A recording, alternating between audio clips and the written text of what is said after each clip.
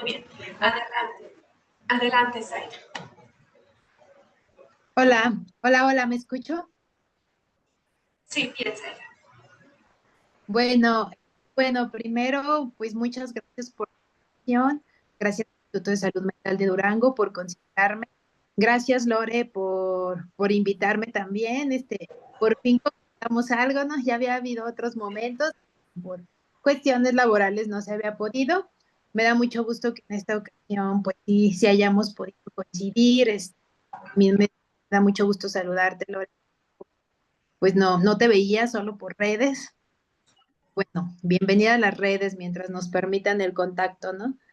Es, con la gente. Y pues bueno, muchas gracias a todos por su asistencia, a Lore y al instituto. Bueno, voy a arrancar. La idea es hacer esta presentación, una especie de charla, conferencia. A mí me gusta mucho interactuar con la gente, me gusta mucho, bueno, escuchar sus preguntas, dudas, comentarios. Si en algún momento de mi plática, de mi presentación, quieren interrumpirme, no hay ningún problema. Si van surgiendo dudas, también las podemos ir comentando, ¿sí? Este, y bueno, preparé algo en relación, sí, salud mental y psicoanálisis, y algo en relación también al deseo en psicoanálisis, ¿sí? Que por ahí va a estar mi vínculo con la salud mental, ¿sí? Entonces, bueno, revisando escritos, comentarios, recordando charlas, de repente había o hay como una cierta tensión, o así al menos los analistas o los psicoanalistas lo han comentado, como cierta tensión entre la salud mental y el psicoanálisis. Cierta tensión en el sentido de que,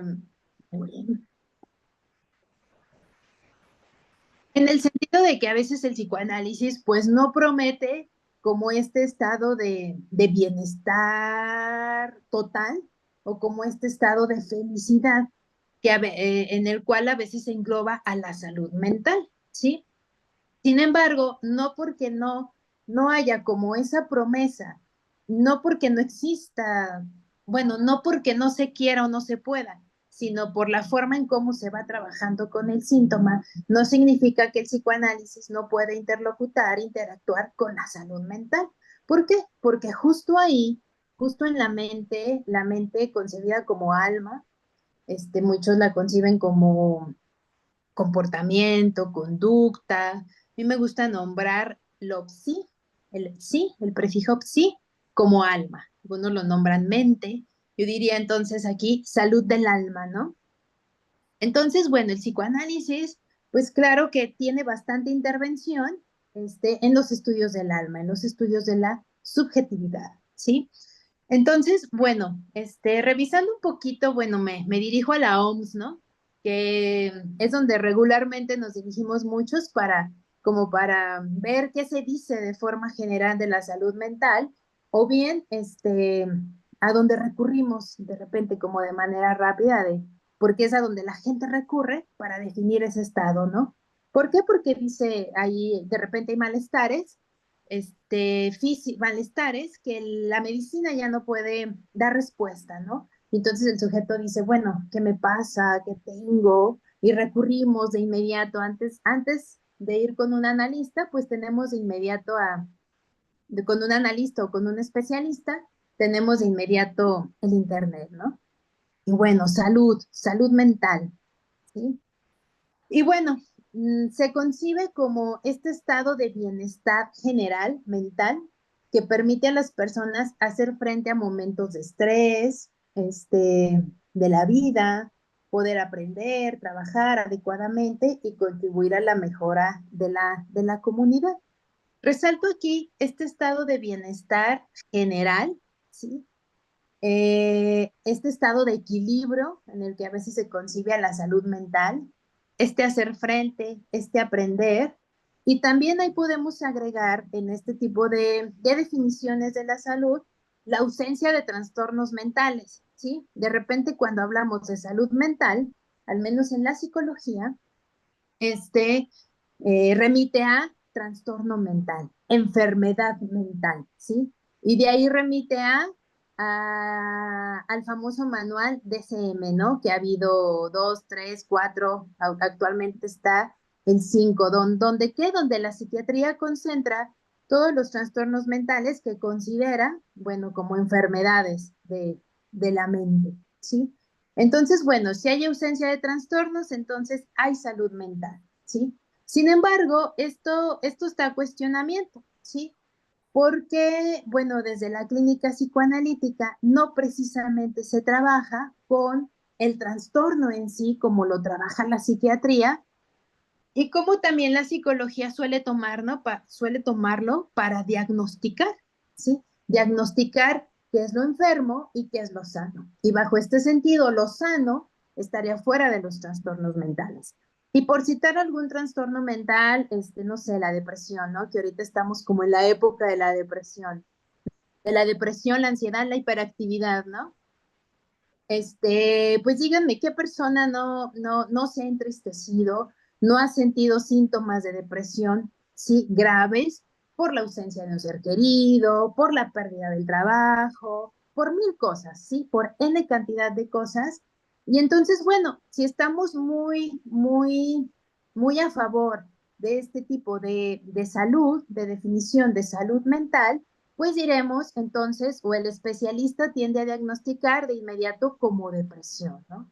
Depresión, trastornos límite, trastornos narcisistas, es decir, ciertos rasgos de la misma persona o ciertos momentos, por los cuales atraviesa la persona suelen ser etiquetados por los especialistas en salud mental, como trastornos, ¿no? Cuando digamos en otro momento, no sé, hace 20 años, pues una persona que había perdido a un ser querido, pues era considerado como normal si se sentía deprimido, ¿no? Si se sentía deprimido, sin ganas de hacer nada, sin ganas de trabajar, sin ganas de amar, ¿sí? Decíamos, está pasando por la muerte, está pasando por un duelo, sin ponerle precisamente una cantidad de tiempo, ¿sí? Y algo que tienen este tipo de manuales de salud mental, pues es que te ponen un tiempo, ¿no? Si de 3 a 6 meses usted presenta o en 6 meses presenta estos síntomas, entonces lo tiene, ¿sí? Y bueno, pues ahí anda de repente la persona que padece de un malestar, pues todo preocupado, ¿no? Porque, híjole, el especialista, así sea el médico, así sea el psicólogo, e incluso a veces también el analista o analistas que están como muy en favor de diagnosticar por medio de trastornos mentales, pues ahí andan diagnosticando al sujeto por una contingencia que padeció y se les suele etiquetar, ¿no? Etiquetar en este tipo de parámetros de salud. Y entonces ahí anda el sujeto todo presionado, todo estresado, todo preocupado porque se fue a la red, se fue a Google y resulta que investigó, le dijeron que tenía un trastorno límite, que tenía un trastorno depresivo, que tenía bipolaridad, que tenía narcisismo, ¿sí? Y ahí anda todo preocupado, ¿sí? Y hasta se sabe, ¿no? Se saben toda la sintomatología que ahí se describe, ¿sí? Y entonces, bueno, a veces esto no trae como cosas muy gratas. ¿Por qué? Porque solo termina siendo relegado el sujeto a una enfermedad cuando lo que a veces el sujeto está pasando, como se dice comúnmente, por un mal momento, por una contingencia, por un suceso que alteró a lo mejor ese estado de bienestar o ese estado de salud en el que se encontraba, ¿sí? O ese equilibrio, como se suele nombrar, ¿sí? Y entonces, bueno, pues parte de este tipo de definiciones de bienestar en general, que a veces apuntan a la felicidad o que a veces el mercado utiliza para alcanzar la felicidad y se andan vendiendo gotitas, se andan vendiendo intervenciones terapéuticas carísimas con tal de que la persona alcance ese equilibrio ideal, ese equilibrio de bienestar ideal. Cuando yo les propongo que ese equilibrio de bienestar ideal que apunta hacia la felicidad total, pues es un acto imposible, ¿sí? Es un acto imposible. ¿Por qué? Porque como sujetos humanos estamos enfrentados día a día al movimiento, a movimientos, a relaciones, nos enfrentamos día a día con trabajos, con familia, con relaciones sociales, con vínculos, que seguramente día a día se altera a lo mejor cierta homeostasis, ¿no? Cierto equilibrio. Entonces, digamos, es un acto imposible en el sentido de pensarlo como la felicidad absoluta, ¿sí? Sin embargo, bueno, claro que se puede alcanzar un bienestar, pero un bienestar que trae ahora sí que estas altas y bajas, ¿no? Estos desequilibrios que podríamos nombrar, ¿sí? Sin embargo, son especie de desequilibrios este, que no implicarían que la persona no pueda seguir su día a día, ¿sí? Sin embargo, bueno, este, queda algo ahí, ¿no? Queda, si no existe un estado de bienestar absoluto que apunte hacia la felicidad absoluta, ¿sí? Este, lo que hay o lo que tenemos es malestares por ahí que nos hacen sentir no muy cómodos y eso no indica que no podamos salir a trabajar, interaccionar, relacionarte con el mundo, hacer una vida, ¿sí? Pero por ahí andan ciertos malestares que a veces uno dice, híjole, yo sé que no estoy tan bien, pero ahí voy, ¿no? Ahí vamos en la lucha del día a día, en la lucha de la vida. Entonces, bueno, esos malestares que sobrepasan de repente la voluntad, ¿sí? Son los que trabaja justo el psicoanálisis, ¿sí? Cuando uno tiene, le nombran fuerza de voluntad para hacer X o Y cosa, ¿sí? Para enfrentar tal vez una problemática, una situación, seguramente el sujeto no va a ocupar de un analista o de una atención analítica. ¿Por qué? Porque la fuerza de voluntad le es suficiente para hacer frente al día a día, ¿sí? ¿Dónde entra el psicoanálisis? ¿O dónde entraría el psicoanálisis cuando la fuerza de voluntad ya no es suficiente? ¿Sí? Ahí es donde entra. Este, Hablando de fuerza de voluntad, por nombrar este estado consciente de querer hacer las cosas, de intentar, no sé, ciertas técnicas, de intentar, generar programas para que te vayan mejor, planes de trabajo que el mismo sujeto incluso hasta puede organizar con un terapeuta, ¿no? este, Ahí podríamos decir que la voluntad no está atacada, ¿sí? Pero cuando hay cositas, ¿sí? Cositas que sobrepasan esa voluntad, como decir, híjole, por más que lo intento y lo intento, no puedo, y termino tropezando con la misma piedra, ahí podemos decir, algo está pasando, ¿sí? Hay un síntoma que necesita ser hablado. Pero este síntoma va a ser trabajado de forma diferente a cómo se trabajaría si nuestro punto de base sería diagnosticar en función de trastornos mentales, ¿sí? Este síntoma sería el síntoma analítico, ¿sí? Entonces, cuando la fuerza de voluntad ya no es suficiente, cuando dice la persona, por más que lo intento, termino cayendo en lo mismo y he intentado una cosa, y ya fui con el médico, ya fui con el psicólogo, ya fui con el terapeuta de X o Y formación teórica, ya fui con el chamán, ya fui a hacerme limpias y nomás no. Entonces es ahí donde podemos recurrir a una intervención analítica, a una intervención psicoanalítica, porque eso que está ahí como atorado, eso que está ahí que no permite continuar con la vida, tal vez en esta idea de tranquilidad, bienestar o homeostasis, eso ya le toca al psicoanálisis, o el psicoanálisis tiene un modo de trabajar con ese tipo de malestar, con ese tipo de síntoma. Entonces, es ahí donde, digamos, habría el punto de separación entre las terapéuticas que se rigen bajo el estado ideal de bienestar como objetivo, la felicidad absoluta, ¿sí? El analista o el psicoanálisis no trabajaría con ese ideal de felicidad absoluta. Al contrario, va a trabajar con eso que para la sociedad o para cualquier persona es un desecho, ¿Por qué? Porque es lo que incomoda. ¿Por qué? Porque es lo que está fallando, lo que no está dejando andar por la vida, que está ahí como picando, ¿sí? Picando. Y entonces, bueno, mientras su fuerza de voluntad no esté alterada, digamos, puede seguir con el día a día, aunque en el día a día haya dificultades a las que nos enfrentamos todos, ¿sí?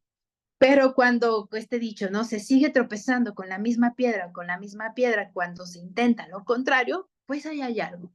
Ahí hay algo donde justo el paradigma psicoanalítico tiene una respuesta o tiene un modo de intervención, ¿sí?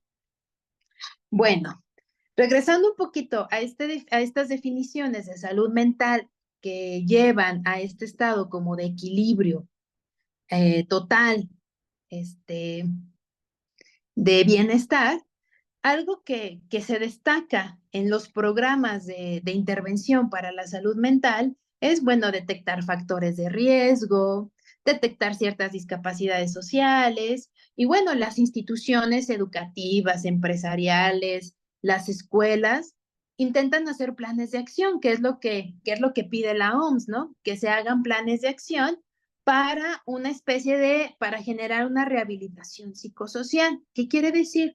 Que el sujeto puede integrarse al mundo, ¿no? Puede integrarse al mundo y pueda seguir trabajando y vinculándose, ¿sí? Y bueno, esto es un estado, son propuestas muy hermosas que se incentivan estos planes de acción justo para vincular al sujeto al mundo, para vincular al sujeto a la comunidad, ¿sí? Este, entonces, bueno, bajo este sentido, ¿cómo podría el psicoanálisis vincular al sujeto a la comunidad, digamos, sin este ideal de felicidad absoluta o de equilibrio general en todo momento? Pues bueno, tiene su dispositivo, ¿no? Eh, Elegí como tema de dirección que el psicoanálisis trabaja con el deseo, ¿sí? Con ese deseo consciente, bueno, inconsciente, que va estructurando, que resiste a todo, que resiste incluso a las contingencias del mundo, a las contingencias a las que nos enfrentamos, ¿sí? Y bueno, el psicoanálisis va a poner su atención en el deseo, ¿sí?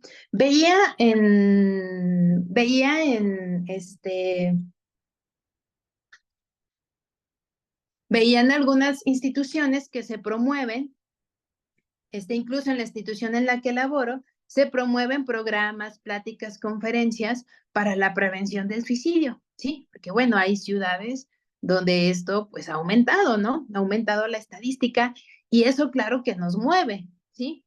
Nos mueve a los especialistas del mundo, sí, del mundo psicológico, del mundo del estudio del alma, del mundo del estudio de la subjetividad humana, mueve bastante. ¿Por qué? Porque se enfrenta el sujeto ante la muerte, ¿no?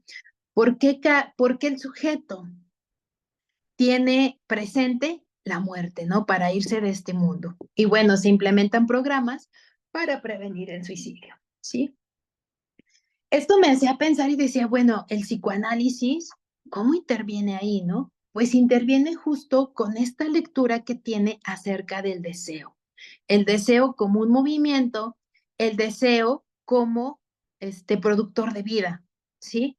¿Y qué intentan, digamos, estos programas dirigidos por las instituciones para la prevención del suicidio? Bueno, que el sujeto pueda revincularse nuevamente, que haya vida, que haya deseo, que haya movimiento. De repente a veces esto es muy complicado porque también el sujeto necesita tener una especie de ecosistema, o los programas de salud mental o de bienestar te proponen una especie de ecosistema que se tiene que cumplir para que el sujeto, bueno, no piense, ¿no? En suicidarse, en quitarse la vida, en destruir su vida, ¿sí? Y de repente, pues bueno, a veces si no hay trabajo, si no hay una economía muy estable en la familia, ¿cómo estar feliz, sí? ¿Cómo generar ese bienestar, ¿sí? Entonces, bueno, aún y con eso, el psicoanálisis promueve la vida a partir del deseo, a partir del estudio del deseo, cuando un sujeto asiste un analista para tratar ese malestar social, ¿sí? Entonces, el psicoanálisis, desde su forma de trabajo, que claro tiene efectos terapéuticos, ¿sí? Es un dispositivo de escucha, es un dispositivo para atender el malestar social por medio de la palabra, ¿sí?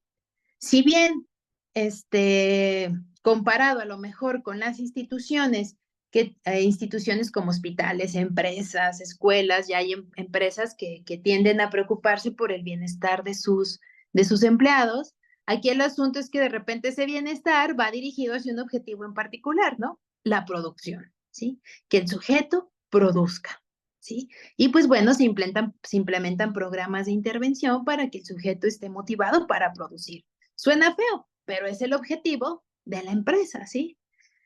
Lo interesante de la intervención clínica psicoanalítica es que recibe a sujetos, ¿sí? A sujetos con una demanda, ¿sí? Una demanda de análisis, donde se va a abrir la posibilidad de poder, de que el sujeto pueda acceder a ese deseo que da movimiento, que da vida, que da estructura, esa posibilidad de vincularte con la comunidad, aún y con sus contingencias, ¿sí? Aún y con sus contingencias o las dificultades que esto pueda traer, ¿sí?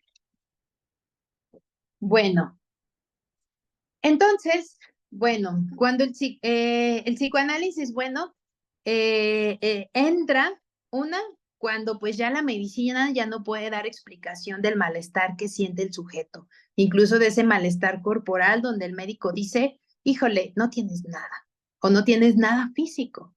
Entiendo que sientes dolor, que te duele el cuerpo, que hay un síntoma ahí en el cuerpo, hay un síntoma, digamos, representado en el cuerpo, ahí va a entrar la clínica psicoanalítica. Y cuando el sujeto ya no puede con, la voluntad ya no le es suficiente. ¿Por qué? Porque el psicoanálisis tiene como objeto de estudio el estudio de lo inconsciente. ¿Qué quiere decir? Nos podemos cuestionar, los psicólogos que andamos en programas de intervención y decimos, híjole, apliqué este programa de intervención y nomás no, y nomás no, y nomás no. ¿Por qué? Porque seguramente en un sujeto, porque seguramente hay algo inconsciente que no permite, ¿sí? Este, que se lleve a cabo dicho programa que se haya elaborado para el sujeto. ¿Por qué? Porque lo inconsciente no siempre está vinculado, no siempre, con ese ideal, ¿sí? En lo inconsciente encontramos el síntoma, en lo inconsciente encontramos también el deseo que también va dando estructura, ¿sí? Y el síntoma, ¿sí? Síntoma lo nombro como de forma general, el síntoma rompe con esta idea de salud mental completa, de la que de repente a veces, pues entramos en tensión, ¿no? Porque decimos, híjole, no he alcanzado este estado de salud mental completa, equilibrada, ¿sí? ¿Por qué? Porque está algo que sobrepasa la voluntad y ese es el síntoma, ¿sí? Y entonces el espacio analítico que puede ser un consultorio, el espacio analítico que puede ser una institución donde hay un analista interviniendo con esa formación teórica, el espacio analítico que puede darse en una llamada telefónica, el espacio analítico que puede darse en una videollamada, ¿sí? Pues es el espacio para justo el síntoma, ese que nos hace tropezar y tropezar con la misma piedra. Eso inconsciente también, ¿sí? Entonces, al estar ese malestar, que digamos es algo que vino a descubrir, bueno, a teorizar Sigmund Freud, ¿no?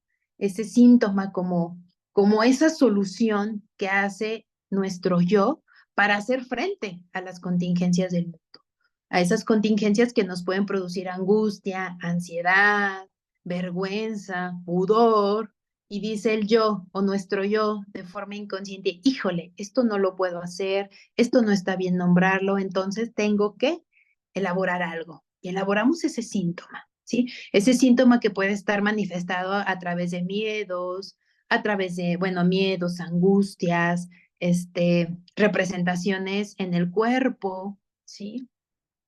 respuestas psicosomáticas, pensamientos recurrentes, le solemos llamar como pensamientos obsesivos que no nos dejan en paz, delirios, ¿sí? Entonces, bueno, es el síntoma el que viene a romper con este estado de salud mental ideal, ideal en el sentido de alcanzar en todo momento la felicidad, que es donde de repente se engancha el mercado, ¿no? Y te ofrecen, ¿no?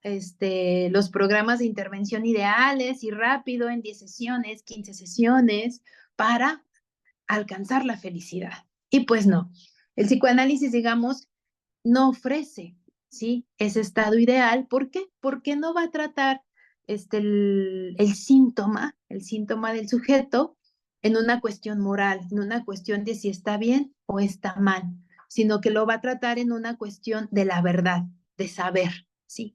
Cómo es el deseo que está estructurando al sujeto. Y a partir de ahí, o de ese tipo de preguntas, emprendemos un análisis, ¿sí? Emprendemos un análisis y el analista va a venir a dirigir una cura, ¿sí? Va a venir a dirigir una cura, no en un sentido de si lo que sea, si de las decisiones que toma el sujeto están bien o están mal, ¿sí? Si hay un sujeto que está intentando o que ha intentado suicidarse, bueno, el analista intentará establecer un dispositivo de escucha, va a establecer el dispositivo de escucha para analizar, para estructurar, para investigar, para producir una pregunta de por qué el sujeto quiere quitarse la vida si la sociedad dice que no, ¿sí? Si deberíamos de promover la vida, ¿no? Continuar, ¿sí? Entonces, bueno, vamos viendo qué se ha estructurado en la historia del sujeto, ¿sí? Para que un sujeto quiera quitarse la vida o para que un sujeto esté padeciendo un síntoma particular, ¿sí? Y el síntoma pueden ser en sus representaciones, N cantidad de representación del síntoma, ¿no? Ahorita nombro algunas, ¿no? Miedo, angustia, pensamientos recurrentes, ¿sí? Respuestas psicosomáticas, sensaciones de vacío. Pero algo que tiene el psicoanálisis es que va a posibilitar siempre la pregunta en relación al deseo del sujeto, ¿sí? Mm, entonces, voy ahora a hacer algunos comentarios de una lectura que estuve haciendo y que estuve recordando justo cuando Lore me convoca a abordar un tema que es en relación a este libro, ¿sí? Este libro se llama Los retratos del deseo de Massimo Recalcati. Massimo Recalcati es un psicoanalista italiano contemporáneo, este, eh, lacaniano, de orientación lacaniana. Lacan fue una figura importante del psicoanálisis. Jacques Lacan fue una figura importante del psicoanálisis, como lo fue Sigmund Freud, quien construye el método psicoanalítico, ¿sí? Entonces, a partir de la lectura que hace Massimo Recalcati de Jacques Lacan, pues bueno, nos muestra algunos retratos del deseo, ¿sí? Yo solo voy a nombrar 4. Él enlista 10 retratos del deseo. Este, y bueno, ahí vamos a encontrar uno, yo les voy a nombrar solo 4. Y uno va a ser la vía por la cual el analista se dirige para que el deseo del sujeto se ponga en movimiento, ¿sí? Se ponga en movimiento y pueda seguir haciendo frente a la vida, ¿no? O que justo el analista es lo que intenta producir, ¿no? Cuidar, generar movimiento en función del deseo del sujeto, ¿sí? Es obstaculizado justo por el síntoma. Y aún así, en el mismo síntoma, por ahí va entredicho o por ahí va rodeando el deseo, ¿sí? Bueno, entonces, mm, uno de los retratos del deseo que nos propone Massimo Recalcati es el deseo envidioso, ¿sí? Y este deseo envidioso, dice Massimo, se refiere a la herida de una exclusión, ¿sí? La mirada sombría de la envidia del excluido observa con dolor el goce del intruso, goce que había sido suyo. Es una dimensión celosa y envidiosa. Este tipo de deseo, dice Masismo, lo encontramos o lo podemos observar en los niños, ¿no? En el deseo infantil, ¿sí? Cuando el niño desea o el objeto de otro niño, ¿sí? Porque el niño tiene ese objeto, no porque quiera ese objeto, sino desea el objeto porque hay un niño que desea ese objeto, ¿sí? Y de ahí, bueno, se va manifestando una envidia por el objeto, no en sí mismo, sino por el objeto deseado, ¿sí? Dice, se desea ese objeto porque es el objeto de deseo del otro, ¿sí? Y esto es una pasión que genera o que puede generar agresividad, ¿sí? Hace brotar la violencia, ¿sí? ¿Por qué? Porque queda un sujeto excluido, ¿sí? ¿A qué voy con esto o por qué nombrarlo, ¿sí? Porque son algunas manifestaciones que nos llaman la atención en la forma en cómo nos vinculamos con la otra edad. Algo que trabaja mucho el psicoanálisis es este vínculo con el otro, ¿sí? Vínculo con ese otro simbólico, al menos los que son más de orientación lacaniana, ¿no? Este vínculo con el otro simbólico que es la ley, la historia que se transmite de generación en generación, el lenguaje, ¿sí? La historia que se transmite por medio de esa simbolización a la que entramos, ¿sí? Al lenguaje, habitamos un lenguaje desde que nacemos, desde que somos escupidos al mundo por medio del parto, vamos a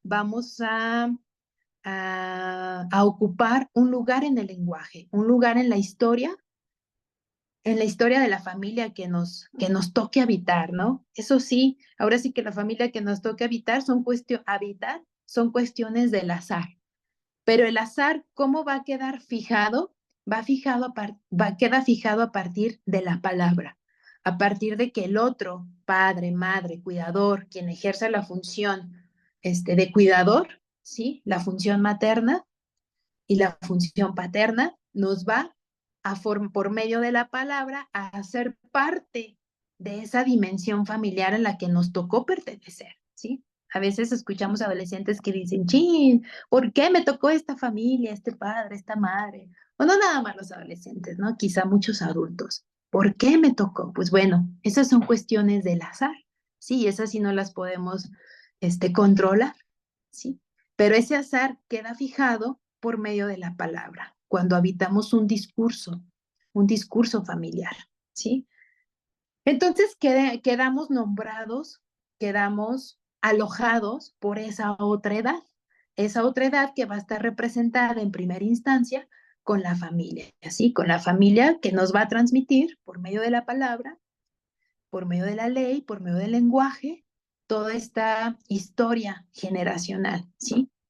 Que incluso esa historia generacional también nos puede heredar síntomas, ¿sí? Síntomas o padecimientos del alma, ¿sí? Que a veces uno dice, híjole, pero si yo no pasé por ningún trauma infantil, por ningún hecho que me produjera algo, ¿por qué me siento así? ¿O por qué tengo este malestar? O a veces podemos observar sujetos, cuando investigamos, ¿no? La historia familiar, decimos, híjole, aquí no hay algo como que determine por qué el sujeto es tan violento, por qué el sujeto es tan destructivo, si tuvo de alguna forma una familia funcional, digamos, ideal, por qué el sujeto es así, ¿no? Entonces uno va investigando que se va armando algo en ese entramado discursivo de significantes, ¿sí? Se va armando algo y a veces decimos, híjole, es cuando cuestionamos si la infancia es igual a destino. Y pues no siempre, ¿no? A veces decimos, bueno, creemos que el adicto o el violento es porque en automático tuvo una familia disfuncional o una familia violenta. Seguramente algunos sí, pero hay algunos que no, ¿sí? Hay algunos que no y entonces dices, bueno, ¿por qué? ¿Por qué terminaste cayendo en las adicciones Si tu familia es de trabajo, de armonía, de paz, ¿qué? ¿Sí? Bueno, son cuestiones que el psicoanálisis puede hacerse, ¿sí? Algo que sobrepasa la voluntad o lo establecido, ¿sí? Y entonces, bueno, si bien hay propuestas, por ejemplo, de que una disfunción familiar genere a lo mejor un sujeto adicto, ¿sí? O una familia que consume sustancias genere un adicto, ¿sí? Es una de las propuestas, pero hay casos, y a veces esos son los que no solemos cuestionarnos de forma muy común.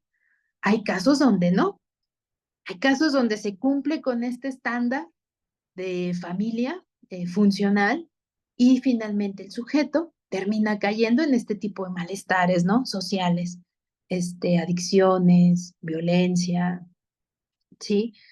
O generador de violencia. Y dices, ¿qué pasó ahí, no? ¿Qué se construyó en ese entramado familiar para que el sujeto actúe de determinada forma? ¿Sí?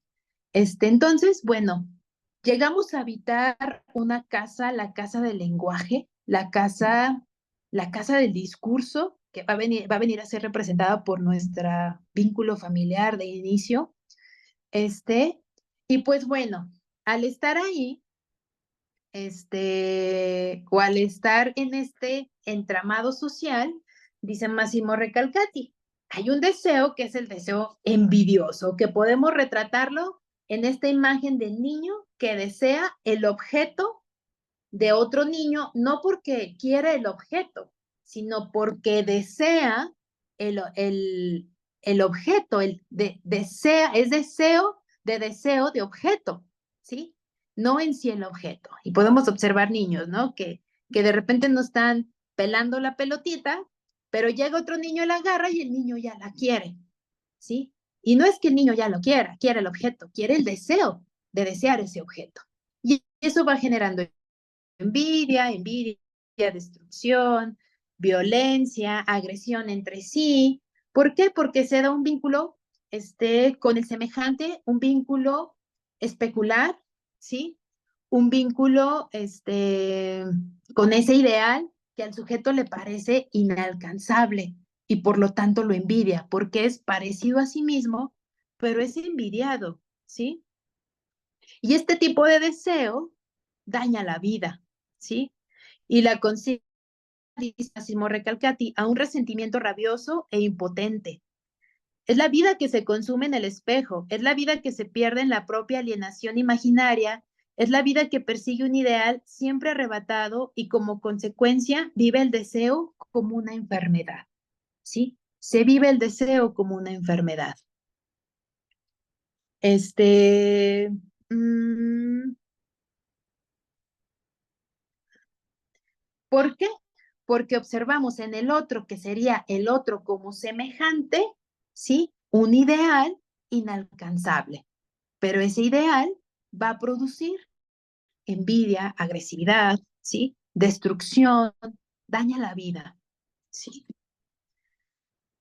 Ah, produce agresividad e idealización. Por ello, el más odiado también puede ser, en las vicisitudes del deseo envidioso, el más amado, justo por esa imagen ideal proyectada en el otro, ¿sí? De aquí viene la típica frase, ¿no? Del odio al amor hay un paso, ¿no? Así, con la intensidad con la que amas a alguien, quizá en algún momento, si llega a haber dificultades y esto se transforma, será el más odiado, ¿sí? Con esa misma intensidad con la que se ama, quizás sea la misma intensidad con la que se odia. Entonces, esto apunta a un tipo de deseo, no ese deseo que genera movimiento o apertura justo hacia la vida, sino un deseo envidioso, como lo retrata Massimo Recalcati, ¿sí? Hay otro tipo de deseo que yo destaco, bueno, que destaco de la lectura de Recalcati, que es el deseo de nada, ¿sí? Y la figura con la que representa Recalcati este deseo es el deseo de la figura del Don Juan. No sé si recuerden esta figura del Don Juan.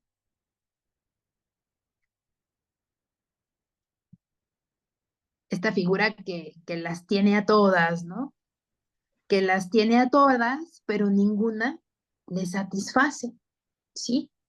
Y Massimo Recalcati dice, el deseo como deseo de nada parece liberarse de cualquier relación con el otro, pero con el otro simbólico, ¿sí? Con el otro que condensa las significaciones, la historia generacional, la ley, ¿sí?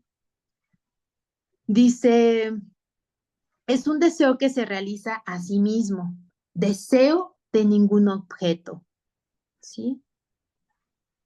Es la perpetua fuga del deseo. Ninguna de las chicas con las que el Don Juan quiere relacionarse le es suficiente, ¿sí?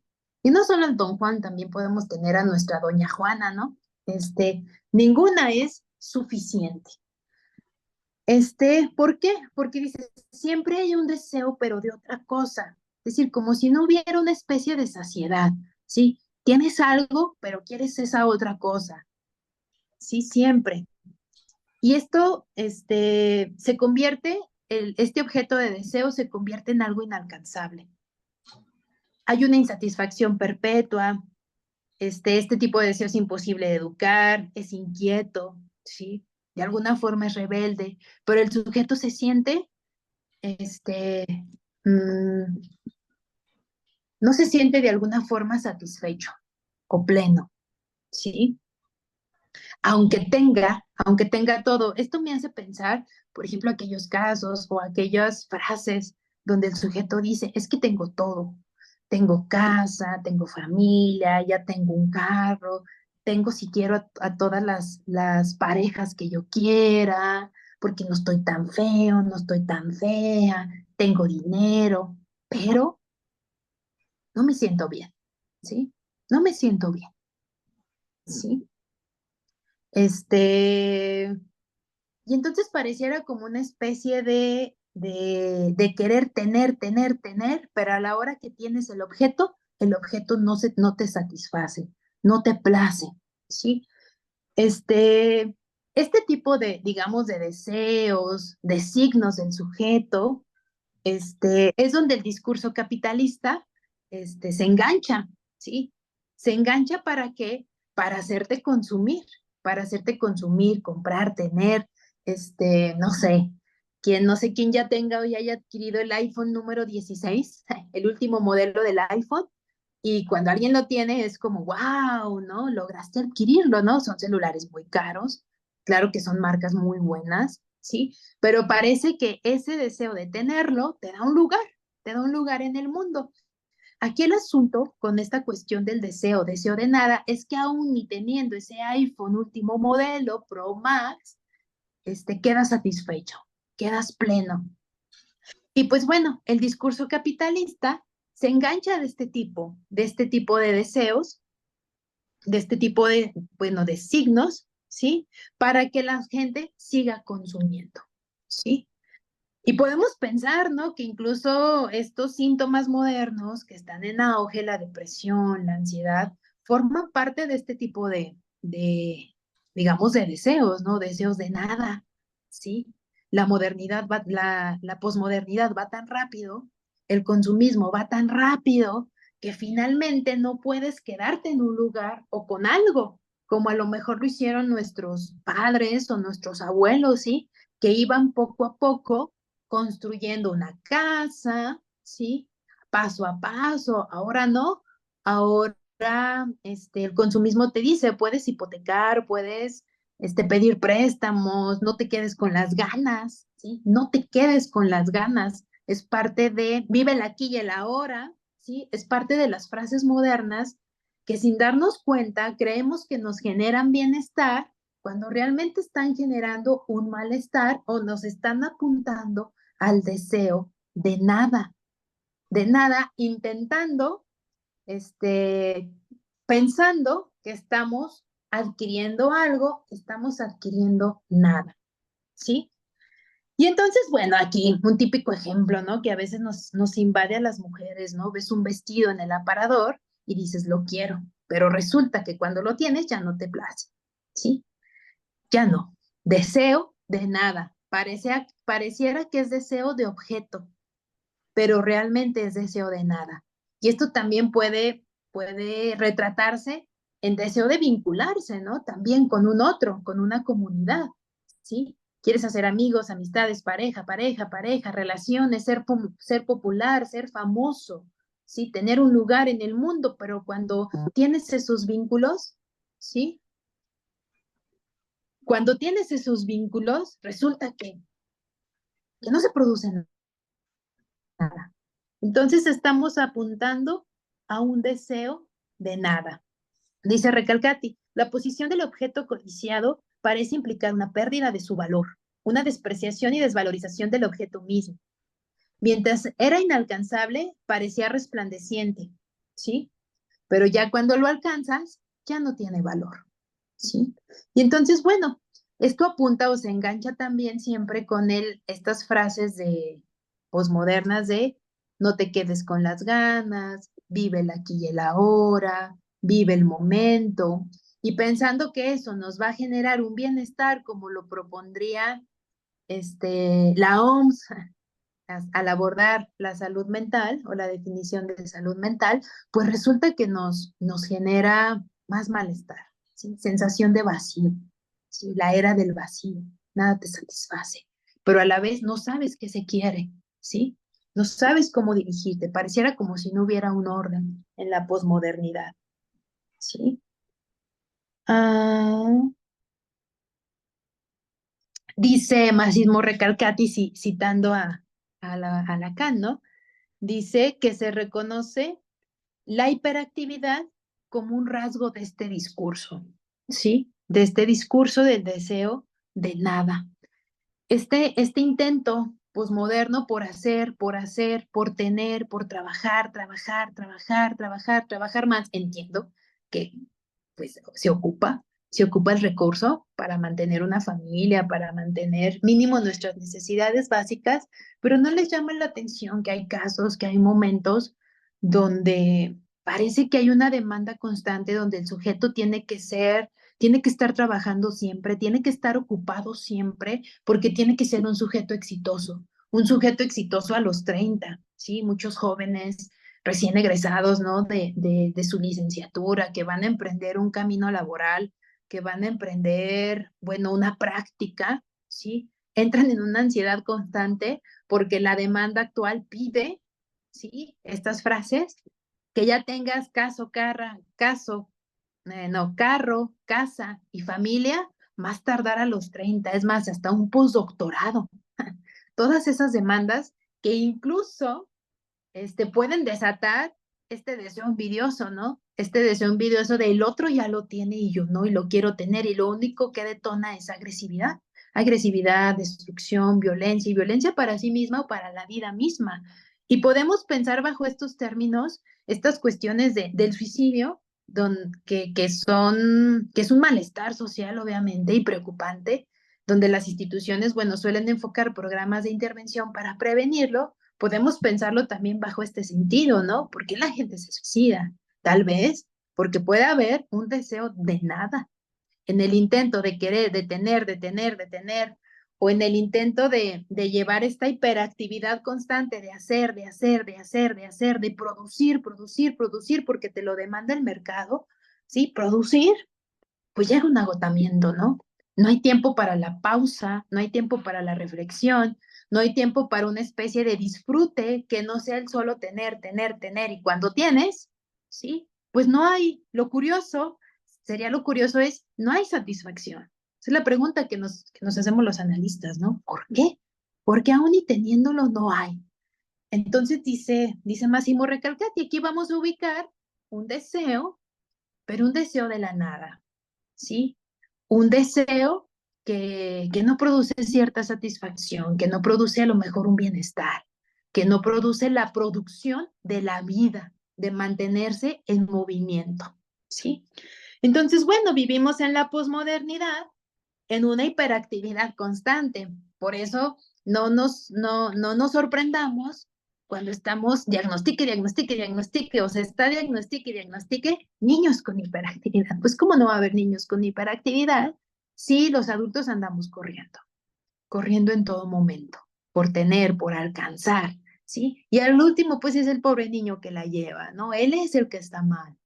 Más bien él es el que concentra tal vez el síntoma de la familia. No precisamente que sea él el mal, ¿no? Concentra el síntoma de todo un discurso familiar, ¿sí? Entonces el deseo aquí es llevado sin descanso en el deseo de nada, es llevado sin descanso de un objeto a otro. Va nada más saltando, ¿sí? Este, saltando de un lugar a otro. O a veces cuando uno dice, chin, dejé a mi pareja, pero resulta que ya tengo otro igual. Chin, pues solo saltó de un objeto a otro.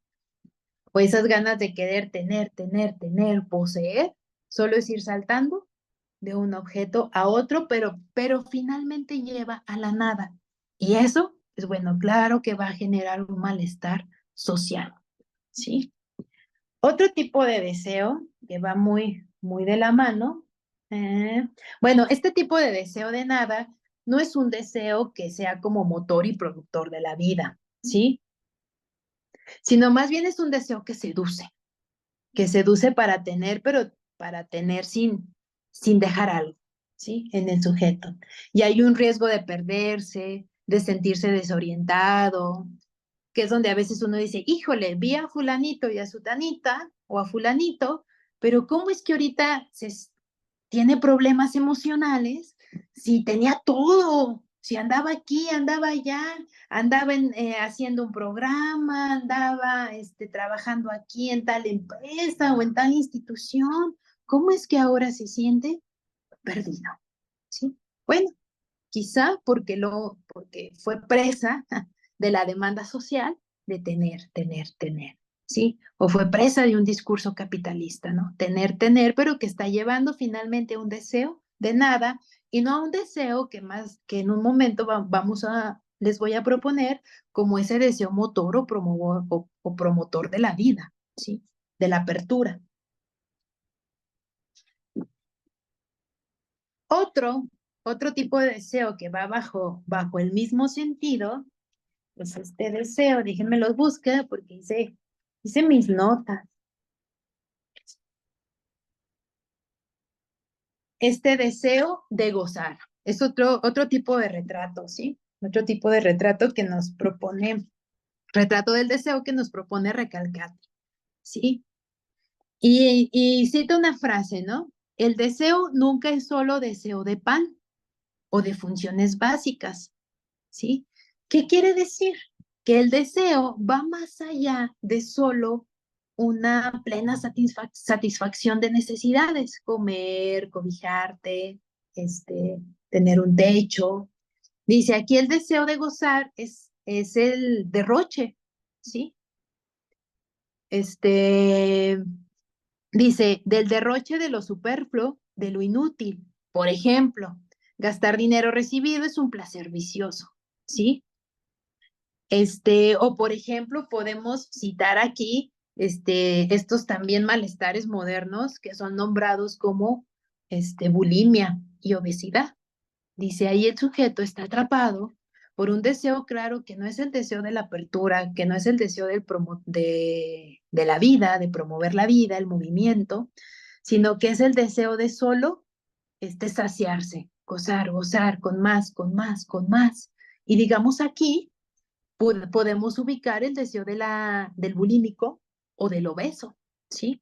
Que también son problemas y malestares a los que se enfrenta, pues, la sociedad, ¿no? O sea, México se caracteriza por sus altos índices de obesidad y ya infantil, ¿no? Y dice que hay un deseo de gozar, es destructivo, justo este deseo es destructivo para la vida. Bajo este sentido, por citar ejemplos, podemos ubicar en el deseo de nada el de la anoréxica, ¿sí? Esa aquella que no quiere introducir el alimento a su cuerpo.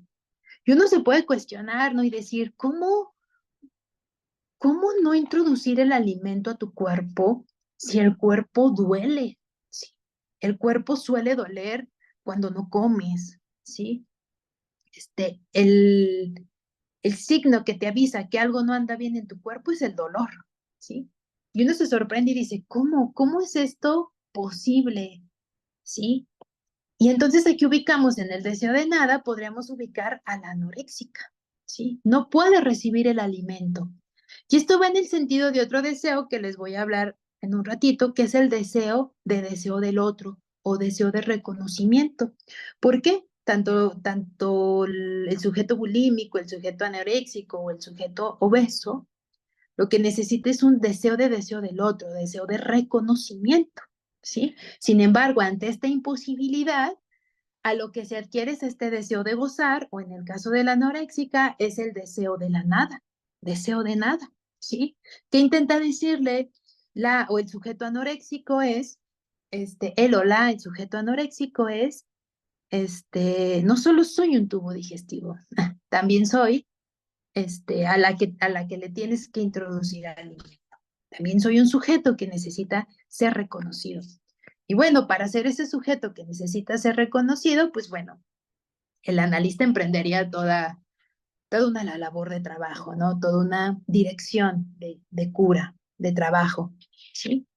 Entonces, bueno, en este deseo de gozar que altera el malestar social, pues es este deseo, que es destructivo para la vida, ¿sí? Porque es, derrochar, ¿sí? Más allá de lo esencial, ¿sí?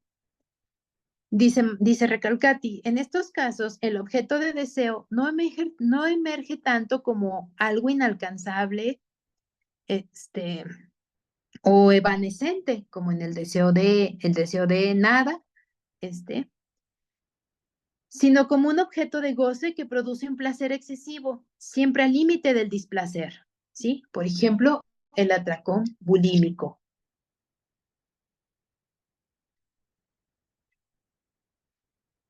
Y esto, bueno, siempre genera una economía desequilibrada, excesiva, ¿sí? Y bueno, en el obeso o en el sujeto bulímico podemos ver ese retrato del que los que nos dedicamos al estudio del mundo sí, del mundo del alma, del mundo de la subjetividad, del mundo de la mente, ¿sí? Este, pues es un retrato que nos dice, este, hay una especie de desequilibrio, ¿no? Porque el sujeto llega a esos grados de obesidad o esos grados de delgadez, ¿no? De una persona delgada que son grados de muerte, ¿no? ¿Ves la muerte? Ahí. Pero bueno, es porque ahí justo está construido, está entramado todo un discurso histórico, ¿sí? Que es el que solemos investigar o tratar en psicoanálisis.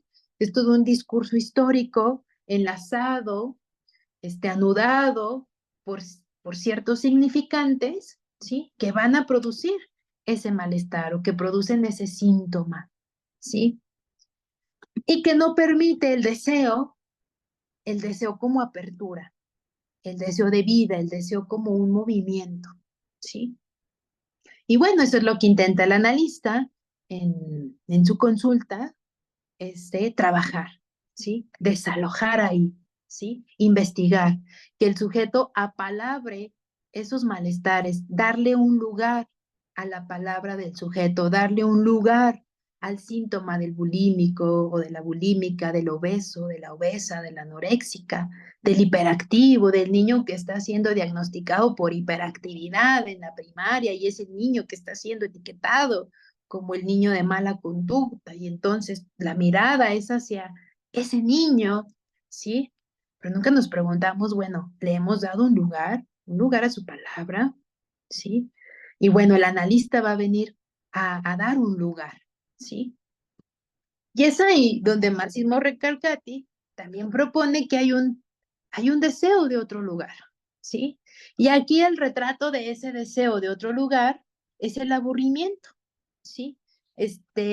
Ahorita la famosa película de Intensamente, ¿no?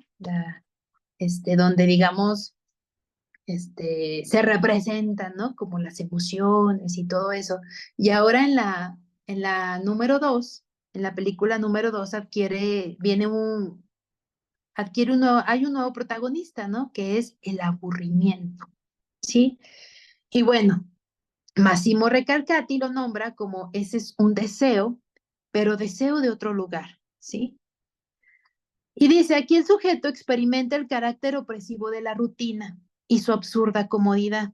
La vida que está realmente aburrida, que conoce la profunda experiencia del aburrimiento, es la vida que puede estar dispuesta a la oración, a la rebelión, vida que se abre hacia otra cosa, a la necesidad de otro lugar, ¿sí? El aburrimiento es el rechazo de lo ya visto y lo ya conocido, ese empuje hacia otro lugar. Bueno, aquí Massimo Recalcati toma el aburrimiento como esa posibilidad de dirigir hacia otra cosa, ¿sí? Diferente a lo mejor al deseo de nada o al deseo de goce o deseo de nada, ¿sí? O el deseo envidioso, ¿sí? Deseo del objeto que desea el otro, pero el objeto, ¿sí? Y ahí que es donde ve la posibilidad, de que, del sujeto ser empujado hacia otro lugar. Y aquí en este tipo de deseo, Massimo Recalcati destaca o cita la angustia o el pánico, ¿sí? ¿Por qué? Porque en el pánico el sujeto tiene la percepción de hacer otra cosa, de dirigirse hacia otro lugar, pero ese otro lugar le resulta aterrador, ¿sí? Entonces, deseo de otro lugar, el retrato es el aburrimiento y también el pánico, ¿sí? Y bueno, en el trabajo analítico, pues bueno, se desarma, vamos viendo cómo está estructurado ese ataque de pánico en función de, del discurso que el sujeto traiga, del discurso del cual esté hecho, y bueno, veríamos qué es lo que le aterra al sujeto, ¿sí? Entonces, bueno, el deseo de otro lugar apunta a posibilitar un poco más el deseo como ese movimiento, el deseo como ese productor de vida, ¿sí? Y pensaba, ¿no? Pensaba también otra cosa, ¿no? En esta era, que incluso, la película de Intensamente retrata cómo esta chica toda aburrida, toda sin deseo, parece que es sin deseo de algo, ¿sí? Y bueno, también describe este, nuestro mundo posmoderno, ¿no? Nuestra época posmoderna, ¿sí? Ante el todo, ¿cómo es que te aburres también, ¿no? Si digamos ahorita hay tanto, ¿no? Este, ¿Cómo es que te aburres? Este, eh, pero bueno, Massimo Recalcati dice, entre ese aburrimiento puede existir la posibilidad de otra cosa. Pero también nos podemos cuestionar, ¿no? ¿Por qué? Porque el sujeto, a veces lo cuestionamos mucho en los jóvenes, ¿no? ¿Por qué los jóvenes no se motivan? ¿Por qué los jóvenes solo se la pasan en redes? Y bueno, lo que pasa es que ya hay otras formas de entretenimiento que quizá no tuvieron nuestros padres o nuestros abuelos, ¿no? En redes es todo un mundo social, ¿sí? Incluso más que el sujeto que vemos como bien metido en las redes y que pensamos como lo hace por aburrimiento incluso, al contrario, es un sujeto que no puede vivir sin el otro, ¿sí? Sin la otredad. Está al pendiente de Instagram, de Facebook, de TikTok y de otras plataformas que existen, ¿no? Al contrario, ahí es deseo de otro lugar. El sujeto no puede desconectarse de esa otredad, como cuando a veces se cuestiona, no, no, es que no haces contacto con nosotros por estar en el celular, ¿sí? Pues no, está haciendo contacto con la otredad, pero de otra forma. El asunto es que a lo mejor no hay contacto físico, ¿sí? Físico con las personas, con los pares cercanos, pero sí hay contacto con la otredad y lo que sucede es más bien una imposibilidad de desvincularte del otro, ¿no? Parece que el sujeto que navega mucho en redes sociales y que se suele criticar es más bien este sujeto que justo necesita estar conectado con el otro, con la otra edad, ¿sí?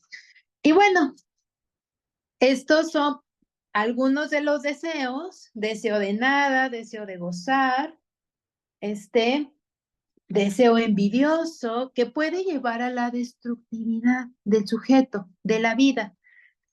Pero hay otro que es, digamos, el sujeto con el que trabaja el psicoanálisis, el deseo con el que trabaja en el psicoanálisis, y es justo el deseo del otro. Y este deseo del otro, dice Massimo Recalcati, le vamos a poner el rostro de un padre, ¿sí? El rostro de un padre, no como precisamente el padre físicamente que tienes ahí, que la hizo de papá, sino este padre que representa la dimensión simbólica, que representa la ley, que representa la dimensión simbólica del deseo, que da orden al sujeto, que le da un lugar en la familia al sujeto. Y estamos hablando de una dimensión simbólica, ¿sí? No del padre en sí mismo, porque podemos caer en la idea de, bueno, pero, ¿y personas que nunca vivieron con su padre? O sea, ¿cómo hay que? ¿Sí? No es precisamente el padre físico, sino aquel que ejerce la función de la ley, esa función simbólica, que puede estar puesta en un hermano, en un tío, en un abuelito, o también en la misma madre, ¿sí? Es la función simbólica de la ley, ¿sí? Y este deseo del otro, manifiesta el deseo como una apertura, como un vínculo positivo, como una pregunta dirigida al otro. Aquí al otro es otro con mayúscula, lo estamos concibiendo como ese otro simbólico, ¿sí? En la lectura de Jacques Lacan, o en las propuestas de Jacques Lacan, nos propone dos dimensiones del otro o de la otra edad. Una es el otro con mayúscula, representado con una letra A mayúscula, y el otro con minúscula, representado con un A minúscula. El otro es esta dimensión simbólica del discurso, la ley, la batería de las significaciones, de los significantes, es el tesoro significante. Y el otro viene a ser el semejante. Ustedes, yo, sus padres, sus hijos, sus hermanos, sus amigos. Ese sí es el semejante de carne y huesito. Y ese semejante de carne y huesito es aquel que concentra esta dimensión simbólica de la otra edad, ¿sí? Del discurso, de la otra edad, de la ley, Dios, ¿sí? Esta historia generacional que se transmite entre las familias, ¿sí? Este discurso generacional, ese sería el otro simbólico. Y entonces Massimo Recalcati nombra el deseo como deseo del otro, ¿sí? El cual se manifiesta como una apertura, como un vínculo positivo, ¿sí? Y es justo con el deseo que va a trabajar el psicoanálisis en la clínica, ¿sí? Y el rostro de un padre, viene a ser el rostro de un padre, es el símbolo de la ley, que también representa ternura, ¿sí? Preserva la distancia necesaria del espejo, rompiendo dicha reciprocidad imaginaria que envuelve la vida en un vínculo exclusivamente narcisista con el otro, ¿sí? Preserva la distancia necesaria del espejo, o sea, ese vínculo imaginario que se da en el deseo envidioso, ¿sí? Deseo el objeto que tiene el otro y por lo tanto lo envidio porque ese objeto que tiene el otro se convierte en mi ideal, en un ideal que yo quiero alcanzar. Es como esa imagen que uno proyecta en el espejo, ese que tú quieres ser, ¿sí? Pero, pero es envidiado cuando el otro lo tiene. Y se supone que el deseo como deseo de otro, ¿sí? Deseo de otro, otro simbólico, ¿sí? Produce esa distancia especular que se da incluso con el semejante, ¿sí? De, no sé, entre hermanos, seguramente los que tienen hermanos, se pelean bien padre, ¿no? Siempre están, bueno, no bien padre, bien intenso, ¿sí? Siempre están, es que tú me dices, es que yo te hice, es que tú esto, y es muy fácil que se desate la agresividad, ¿no? Justo por eso vi ese vínculo de otro a otro que está muy de lado especular, imaginario, ¿sí? Entonces, bueno, el deseo del otro va a potenciar va a potenciar la dimensión simbólica de la palabra, ¿sí? ¿Por qué? Porque al entrar este padre como el representante simbólico, ¿sí? Va a humanizar la relación con el hijo, ¿sí? Va a reconocerlo como hijo, ¿sí? Tú eres mi hijo, ¿sí? ¿Y qué va a decir el hijo? Yo soy tu hijo, pero hay un reconocimiento en la palabra, ¿sí? En la lengua del cuerpo, en la lengua en un sentido discursivo, ¿sí? Y entonces, bueno, el padre, pero ese padre simbólico, este padre de la ley, ¿sí? No, quiero aclarar que no precisamente el semejante como tal, porque ahí puede caer la pregunta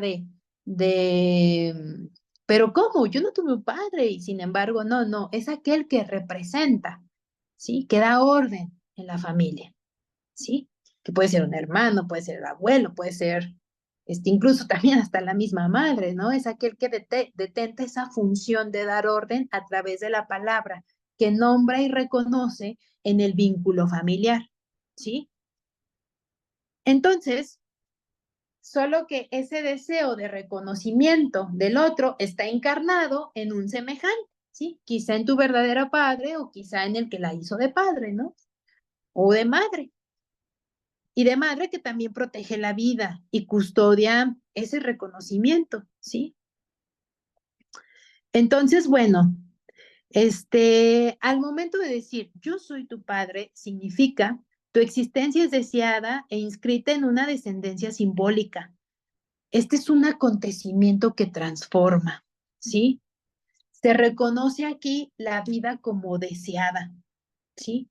Y entonces, por lo tanto, se va a ir gestando un deseo como deseo de reconocimiento del otro, de ese otro simbólico, que es lo que el analista hace en la clínica, reconocer al sujeto su deseo.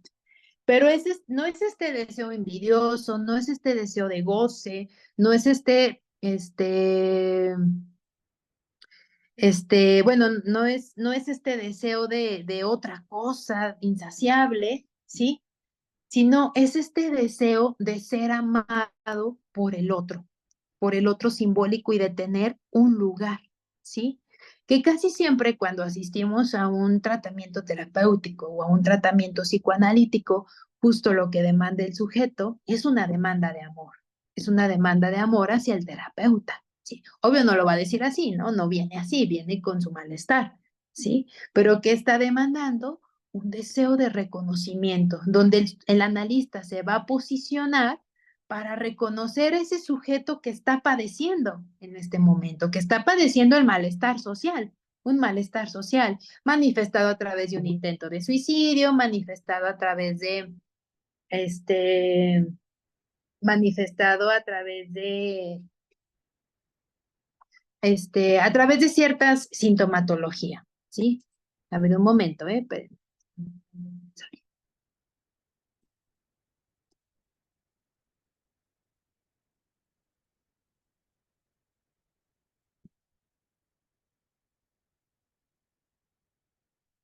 Bueno, entonces este deseo del otro es el deseo que va a producir apertura, ¿sí?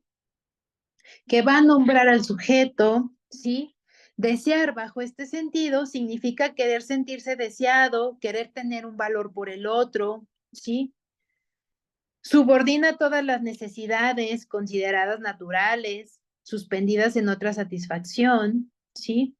Por ejemplo, en el caso de la anoréxica, el rechazo a satisfacer la necesidad está motivada por la exigencia de ser reconocido por el otro, familiar o social, como sujetos de deseo y no como cuerpos que alimentar. Pensemos a lo mejor ese pequeño niño que a veces que las instituciones nos mandan porque no pueden, no saben qué hacer con ese niño que está alterando el orden y las pobres maestras, entre tantos, pues no pueden ponerle la suficiente atención. Quizá ese niño no es que sea el niño mal portado, claro que es el niño en el que ya se le puso el nombre de esta altera, el de la mala conducta, pero quizá ese niño lo que ocupe es un lugar, un lugar en el deseo de la otredad, ¿sí? Por eso se manifiesta o puede manifestar esos síntomas de no poderse controlar, ¿sí? De no poder llevar a cabo un orden. ¿Por qué? Porque quizá esté alterado ese lugar para ser reconocido. Y ese lugar para ser reconocido en el otro simbólico, es un lugar que el analista va a intentar producir en la clínica. Y al intentar producir ese deseo de otro que permite apertura, movimiento, creación, no es precisamente desear el objeto como en el deseo envidioso, es justo deseo ser reconocido por la otredad. Y el analista va a venir a ocupar ese lugar de la otredad para, a través del dispositivo de escucha que emprende con sus recursos técnicos que tiene, darle un lugar a ese malestar social, ¿sí? Darle un lugar en la palabra y que el sujeto pueda ir, este, pueda ir, pueda ir mejorando, pueda ir desapareciendo ese malestar o ese síntoma que lo invade, ¿sí? Entonces, bajo este sentido, el psicoanálisis, si bien tiene tensión con el ideal de salud, de bienestar, ideal de salud de bienestar, que apunta hacia la felicidad absoluta, ¿sí? También hay tensión bajo ese sentido, ¿sí? Pero también por medio de este dispositivo de escucha que emprende para reconocer el deseo como deseo de otro, ¿sí? Emprende este dispositivo para atender ese malestar social. Ese malestar social que intentan todos los profesionistas de la salud mental combatir, ¿sí? A su manera o a su forma. El psicoanálisis va a intentar apalabrarlo, le va a dar un lugar en ese otro o en ese otro simbólico y en esa otredad. ¿Sí? ¿Para qué? Para producir apertura, deseo, movimiento y vida.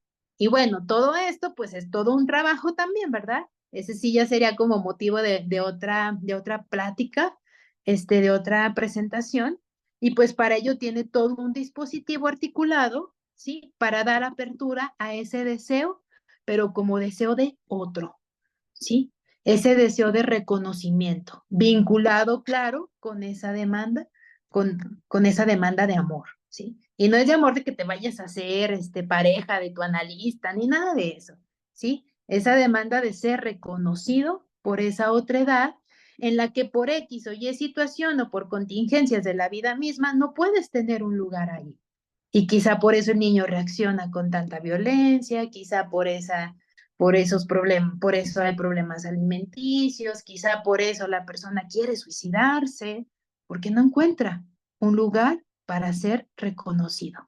Y ese lugar es el que va a promover el analista en su práctica, ¿sí? Y bueno, yo creo que desde ahí el analista, claro que está vinculado con produce estos efectos terapéuticos, en la salud mental, ¿sí? Y hay un vínculo constante porque somos el psicólogo, el analista, somos aquellos representantes sociales, ¿sí? Para trabajar con el desorden subjetivo, ¿sí? Que nos ataca.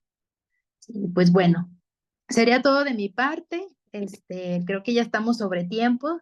No sé si haya tiempo para alguna pregunta o algún comentario. Tú dirás, Lore. Bueno, primero agradecerte, Zaira, este recorrido que nos vas dando, ¿no? Para explicar cómo el psicoanálisis aborda el malestar y cómo el malestar emocional finalmente es subjetivo, cómo lo va desglosando y a partir del análisis de qué es lo que está perdido, qué es lo que se está constituyendo en una búsqueda constante y no se entiende, es el deseo, ¿no? Pero como bien lo vas explicando, es el deseo del deseo. ¿Cómo es que caemos tan fácilmente en este marketing tan estudiado, tan bien constituido de todo lo que nos venden? Y ahí es donde se nota nuestra ausencia de un deseo específico, ¿no? O sea, tengo algo, bien lo decías, luego voy detrás de lo otro, y detrás de lo otro, y detrás de lo otro, sin que la satisfacción llegue. ¿Sí? Muchas gracias por este recorrido, Zaida, muy amable. Y sí quiero preguntar si hay alguien que quiera, si gusta levantar su mano o si abrir su micrófono, que quiera hacer algún comentario o hacer una pregunta a la maestra Zaida eh, sobre este tema que nos ha expuesto.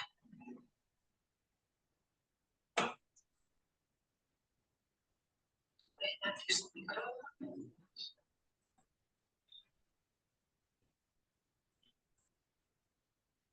Están todos muy calladitos. Ah, perdón, adelante, Osiris. ¿Qué tal? Muy buenos días a todos. Interesantísimo el tema, porque al final de cuentas queremos hacer un reduccionismo muy importante, a veces viendo la salud mental desde una plática o desde un foro en el cual volvemos a negar al otro el deseo que quiere, el deseo de vincularse, el deseo de estar con y ser reconocido por los otros, ¿no? Entonces se pierden todos estos mundo de deseos que bien nos ha compartido la psicoanalista Zaira y que creo que es bien importante tratar de hacerse consciente, ¿no? Porque definitivamente por el cerebro está construido, ¿no? De deseo, el deseo de, pues buscar el placer, de buscar todo el tiempo, estamos con una dopamina ahí eh, impulsándonos a interactuar con el medio, ¿no? Pero entonces, realmente el medio, ¿quién es el otro, no? ¿Cómo se va configurando el otro? ¿Cómo se va configurando las reglas, el que me respeta o el que me impone? O al Ujú. que le importo o al que no le importo, ¿no? Entonces, bien, bien interesante. Pero bueno, yo preguntaría ya y le quisiera pedir este ejercicio de hacer como una especie de ejercicio. Obviamente, pues esto se tiene que pensar mucho, ¿no? Pero desde el inconsciente, ¿no? Desde el inconsciente colectivo, ¿no? Que bueno, pues se ha tratado a las personas desde un marketing en donde, bueno, pues se han vendido ideales de deseo, ¿sí? ¿Cómo poder realmente trabajar, cómo dirigirse al otro, ¿sí? Desde un marketing social, desde una perspectiva en la cual, pues podamos llegar a esta trascendencia de que realmente el otro, por lo menos, se siente escuchado, entendido, o por lo menos vaya creando esta pequeñísima fe o confianza para acercarse precisamente a pedir atención o a Ujú. darse cuenta de que pues necesita ayuda. Entonces, ¿cómo nos podríamos a lo mejor un esbozo de cómo podríamos acercarnos desde el marketing social, ¿sí? A este otro que se siente aislado en una sociedad tan aislada como la nuestra, ¿sí? Que pensamos que en las redes sociales ahí estamos en contacto. Pues realmente no, ¿verdad? Sí, sí, hay un contacto interno, ¿no? Hay un diálogo interno, sí, pero realmente el otro te responde, pero de una manera muy ambivalente, porque no es hacia ti, es, es hacia su propia proyección o es hacia su propio entendimiento, pero no es para una individualidad, ¿no? Entonces, bueno, no sé, dejo abierto este ejercicio. Ya sé que es difícil, pero lo dejo abierto. Gracias. Muchas gracias, Osiris, por tu comentario. Mucho gusto en conocerte. Y pues bueno, de repente se me ocurre, ¿no? Cómo intentar, entre toda esta demanda del mundo social, del marketing, del consumismo, cómo detectar, ¿no? Ese acercamiento. Bueno, yo creo que de alguna forma el sujeto empieza a sentir malestar, ¿sí? Aunque, digamos, haya la promesa del todo o de una satisfacción inmediata, por el consumismo, por lo que hay, por el hacer, porque tienes que hacer siempre, conectarse, en redes, tener mucha popularidad. Yo creo que el sujeto puede asistir al analista cuando siente que aún ni eso ya le es satisfactorio. Sí, cuando ya hay un malestar ahí. Y hay momentos donde ese malestar o ese síntoma detona, ¿sí? A veces vamos con nuestros síntomas ahí y todavía son sostenibles, tolerables, pero llega un momento donde puede detonar, ¿sí? Ya sea que te lo señale un amigo, oye, te noto cada día más enojado, más ansioso, más temeroso, más esto, o que uno mismo lo note, ¿sí? Y es donde a veces el sujeto se puede cuestionar, ¿cómo si teniéndolo todo no me siento bien? Y ahí está la pregunta, ahí estamos demandando a ese otro, ¿sí? Que algo está pasando. Y es cuando asistimos, ¿no? Asistimos al analista, cuando algo duele, cuando algo ya no está andando. Claro que en este navegar por la vida, por el consumismo, por las relaciones, por las redes sociales, pues a veces no precisamente sentimos dolor, a lo mejor es un continuo placer, placer, placer, ¿verdad? Pero puede llegar un momento donde hay ya un malestar y dices, ching, creo que ya no puedo tanto. Y pues bueno, ese va a ser el momento de apertura para buscar una atención. Aunque a veces para a los que rodeamos esa persona que notamos que como que no anda muy bien, querramos ya rápido, rápido que le caiga el 20, rápido que se atienda, rápido que vaya y que todavía lo solucione en 20 minutos, ¿no? O en 20 Ujú.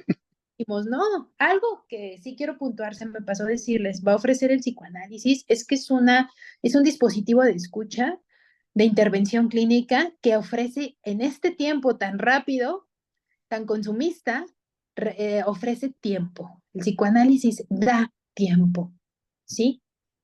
Y por eso no se prometen 20 sesiones, 15 sesiones, 10 sesiones, se llevan a cabo las que el sujeto necesite, ¿sí? Hay sujetos que tienen cierta angustia ante el tiempo y bueno, a veces uno les propone cierta cantidad para bajar la angustia, pero no porque eso sea lo estandarizado o lo establecido. Entonces, el psicoanálisis da tiempo en estos momentos de rapidez y de tanta incluso información, ¿no? De hacer, este deseo de buscar la nada en un aparente tener todo, ¿no? De todo, de todo. Ujú. Entonces, el psicoanálisis ofrece tiempo. Y al ofrecer tiempo, se da apertura a poder ir dándole un lugar a la palabra del sujeto y por lo tanto haya un reconocimiento de esa palabra, un reconocimiento de ese deseo. ¿Sí? Se va a ir en la búsqueda del deseo de deseo, no del deseo del objeto en sí mismo, ¿sí? Como puede ser comprar ropa o cosas de ese tipo, ¿no? Deseo de deseo. Entonces, bueno, yo creo que el sujeto va a sentir malestar, ¿sí? Y es cuando va a decir, híjole, con mi fuerza de voluntad, ya no puedo, necesito ayuda, necesito alguien con quien hablar, ¿sí? Y el analista, con su dispositivo, sus recursos técnicos, bueno, va a dar tiempo ante este mundo que va tan rápido, ¿sí? Y que no permite sentir ese aroma del tiempo, ¿sí? Va a dar principalmente tiempo. Entonces es algo que pareciera que va contracorriente, ¿no? El mundo va tan rápido, pero el psicoanálisis viene a dar tiempo, a decirle al sujeto, detente, vamos a hablar, ¿sí? Vamos a hablar el tiempo que sea necesario. Bueno, gracias Osiris. Gracias. Muchas gracias, Zaira. Mira, te voy a leer algunos comentarios. Lorena Ontiveros, gracias por compartir tan interesante tema. Eh, Anet Quesada, excelente sesión. Muchas felicidades por la claridad de tan interesante tema. Mil gracias a la psicóloga Zaira. Más abajo. Andrea Guerrero, el deseo de reconocimiento del otro, entonces no siempre tiene que ser de la familia, a pesar de que la familia reconozca al otro, y si no, puede tener problemas. Nombrábamos a la familia como pues ese primer hábitat donde llegamos, ¿no? Puede venir de la familia o puede venir de algún otro lugar también, de un amigo, de tu jefe, del sacerdote también, ¿sí? Es aquel que detenta ese lugar de ley, ese lugar simbólico, ¿sí? Pero bueno, como digamos, en el inicio de nuestra vida y llegamos a un grupo familiar, pues es ahí donde se desarrolla todo esto, ¿no? Todo este discurso que engloba, que anuda, que enlaza a una familia en cierto orden particular en la palabra. Entonces, digamos, en primera instancia vendría de la familia, pero si no, también puede venir de otro lugar. Incluso en la clínica psicoanalítica, el reconocimiento de deseo viene de otro lugar, ¿sí? El analista en su forma de trabajo va a reconocer ese deseo que se está poniendo en juego. ¿Por qué? Porque el deseo resiste ante todo. O sea, no sé si les ha pasado o han conocido gente que, híjole, el típico dicho, si no le llueve, le llovizna, ya le pasó esto, pero bueno, ha logrado salir adelante. O sea, el deseo insiste, ¿sí? Y aunque llovizne, el deseo vuelve a insistir. Solo hay que darle cabida. Y pues eso se puede producir en un análisis, ¿no? Dar esa cabida al deseo. Entonces, si bien no siempre viene de la familia como primera instancia, pues ahí están los lugares simbólicos que va a detentar la familia, ¿no? Los padres, los hermanos, ¿sí? Este, está ahí, pero también puede venir de otro lugar, ¿sí? De otro lugar cuando crecemos, cuando nos introducimos a una vida adulta, viene de otro lugar, ¿sí? Entonces, bueno, y en análisis, pues bueno, el analista se pone ahí para que ese reconocimiento también venga de ese lugar. Pero no es como decirle al sujeto, ay, mire, usted se siente feo, es muy guapo, véase todos los días al espejo y repita 10 veces, soy guapo, soy guapo, soy guapo, ¿cómo me quiero? No, no va por ahí ese reconocimiento, sino que el reconocimiento va en reconocer ese deseo que está en juego, ¿sí? Ese deseo de que dirige, que da orden, ¿sí? Entonces, el analista con sus dispositivos, recursos técnicos que tiene para intervenir, va a posibilitar también ese reconocimiento. Y más porque es un sujeto que viene a nosotros porque está padeciendo de algo, ¿sí? Entonces vamos a reconocerle ese deseo. Pero no es el deseo de decirle, usted es guapo. Si se siente feo, usted es guapo. No, no va por ahí. Sí, va más allá de solo eso. ¿Sí? Decirle, usted es guapo es nada más como sobarle un yo. Al contrario, vamos a emprender una búsqueda, vamos a mover al sujeto, quizá encuentre cosas dolorosas, ¿sí? Quizá encuentre cosas muy felices también, cosas angustiantes que se van a ir construyendo, pero va a apuntar a reconocer justo ese deseo que quizá está obstaculizado, ¿no? Por un síntoma, por un malestar, por un contexto social también. Y vamos a permitir que ese deseo siga moviendo al sujeto y no termine a lo mejor destruyéndose o acabando con su vida, ¿sí?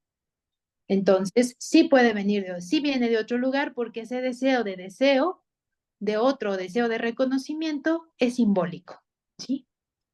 Es simbólico, solo que se encarna en ciertas figuras, familia, amigos, analista.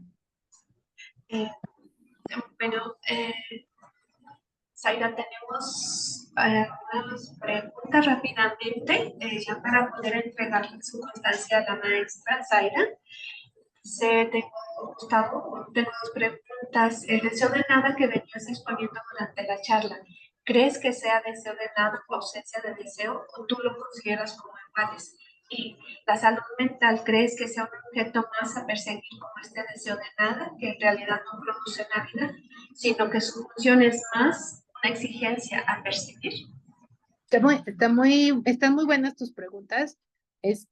¿Por qué? Porque la salud mental pudiera formar, si forma parte de esta exigencia del mercado, ¿sí? Donde incluso a lo mejor hasta un empresario puede hacer uso de este tipo de ideas que se trabajan o con la idea de salud mental como ese bienestar, este, ideal, ¿sí? Claro que puede llevar al deseo de nada si está atrapado en estas ideas capitalistas, consumistas, de tienes que, no sé, si un sujeto se levanta triste, híjole, pero el mundo te dice que no, que tú no debes de estar triste, al contrario, ponte a hacer algo, trabaja, haz esto, ocúpate, sí, ocúpate, haz, espérate, el sujeto está triste. Vamos a darle tiempo a que se cuestione por qué está triste. Bajo ese sentido, sí puede ser una promoción de perseguir o de ir hacia la nada, ¿no? Un deseo de nada en el intento de tener, de hacer, de busca todos los remedios o todas las terapéuticas necesarias para que tengas un estado de equilibrio ideal, idóneo en todo momento. Sí, bajo ese sentido sí podríamos perseguir el deseo de nada. Pero bueno, también la intención, creo, de este tipo de charlas es poder ir introduciendo a lo mejor una salud mental dividida, una salud mental que no es la salud, ¿sí? Del ideal de felicidad posmoderno, ¿no? Donde ten el placer total, ¿no? Sino una especie de salud que implique, ¿sí? Que hay contingencias, ¿sí? Y contingencias, pues necesitamos hacerle frente y que no precisamente es malo levantarse un día con tristeza. Claro que sí te vas a cuestionar el por qué, porque uno se siente mal, ¿sí?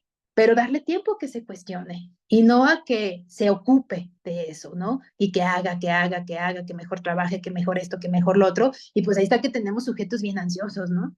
Entonces, sí puede llevar a una exigencia de deseo de nada, sí, pero lo que se intenta con esto también, al menos lo que intento transmitirles yo, es que esa salud mental también la dividamos, ¿no? Que incluyamos también las contingencias, ¿sí? Las contingencias que alteran y que también forma parte de la vida, ¿sí? Y que también le demos tiempo al sujeto a que analice, a que reflexione. Yo creo que ahí podríamos encaminarnos a otro tipo pues de salud mental y no una salud mental que lleve a la nada. Ah, Ok, vamos a hacer en este momento la entrega de la constancia a la maestra Zaira. Eh, Va a hacerlo el doctor Alan Díaz Alanis, que es el maestro, doctor encargado del área de investigación. Adelante. ¿Qué tal? Muy buenos días. Muy buenos días tengan todos ustedes. Bueno, vamos a proceder a entregar la constancia, maestra Zaira. buenos días. Agradecerle mucho su participación. La Secretaría de Salud del Estado de Durango, a través del Instituto de Salud Mental, le otorga la presente constancia a la maestra Zairibet Escobedo Castrejón por haber participado como ponente en la sesión académica titulada Salud Mental y Psicoanálisis. Maestra Zaira, recibe un cordial saludo del doctor Arturo Guerrero Sosa, director del Instituto de Salud Mental del Estado de Durango, así como del doctor Gabriel Molotla de León, director de Desarrollo Institucional, y la doctora Nayeli Ortiz Jurado, subdirectora de Enseñanza. Agradecerle su participación, doctora, y agradecer también a la licenciada Lorena Betancourt, titular de las sesiones académicas. Bueno, muchas gracias, gracias a ustedes por la invitación, gracias a ustedes también por el espacio de apertura también para introducir, ¿no? Lo que vamos trabajando desde nuestros espacios. Muchas gracias y estoy muy contenta de haber estado con ustedes y más ahora que se aproxima, ¿no? La conmemoración del Día de la Salud Mental. Gracias. Gracias, Zaira. Muchas gracias. ¿Quieres cerrar la sesión? Sí, Zaira, perdón, ya detuvimos el video, ¿Ok? pero te queremos hacer una pregunta más que surgió. Sí. Mira, nos pregunta Lorena Inés Ávila, dice, una jovencita que disfruta ver masacres, ¿con qué especialista hay que llevarla? Sí, bueno, bueno, ¿qué les puedo decir, no? Soy analista, claro que puede llevarla con un analista, sí, y pues bueno, ya veríamos qué pasa, qué hay, qué se ha armado en ese disfrute de masacre, ¿sí? También tengamos presentes que el sujeto y el malestar no se hace a sí mismo, por sí mismo, ¿no? Pertenecemos a un contexto y un contexto, al menos nuestro país, está involucrado en una violencia, como en una violencia muy suelta, ¿sí? No ordenada, ¿sí? No reprimida. Cada vez presenciamos más actos de violencia Y en el cine, en el cine, pues es la expresión máxima de ciertos ideales que también tiene la sociedad, ¿no? El cine cambia ideologías. Y pues entonces en el cine ya hay series, ¿no? Series de narcos, series de donde parece que se ponen casi tipo como dioses, ¿no? Y pues bueno, eso dice o habla al otro algo. Entonces, bueno, si hay un asunto que trabajar con este placer que siente esta chica, pues bueno, yo sí les puedo recomendar un analista. Si está la pregunta del por qué hay como ese goce en eso, pues bueno, podemos llevarla a análisis, ¿sí? Y ver qué se encuentra, ¿no? Ver qué se encuentra ahí. Sí, porque tengamos presente que también hay bastante promoción de ese tipo de cine, ¿no? ¿Sí? Y pues bueno, en la promoción pues se genera también cierto goce, ¿no? Deseo de goce, lo veíamos acá con Recalcati, ¿no? Y pues bueno, si tienen esa inquietud, esa duda, pues claro que pueden ir con un analista y bueno, emprendemos la búsqueda o se emprende la búsqueda para ver qué se ha armado ahí, ¿sí? Qué se ha construido, qué se ha enlazado. Zaira, te agradecemos mucho tu presencia. Si se quieren quedar las personas que deseen poder cambiar el nombre corto que tienen en sus pantallas, les agradecemos. Y Zaira, de nuevo, muchas gracias por estar presente desde Zacatecas. Gracias, Lore. Un gusto siempre. Y pues bueno, seguimos en contacto. Que estés muy bien. Hasta luego. Hasta luego. Gracias, Zaira. Ahí puedo detener el video, ¿verdad? Sí. Miren, para quienes quieran cambiar sus iniciales, perdón, permítanme tantito. Alan, quiero detener el video.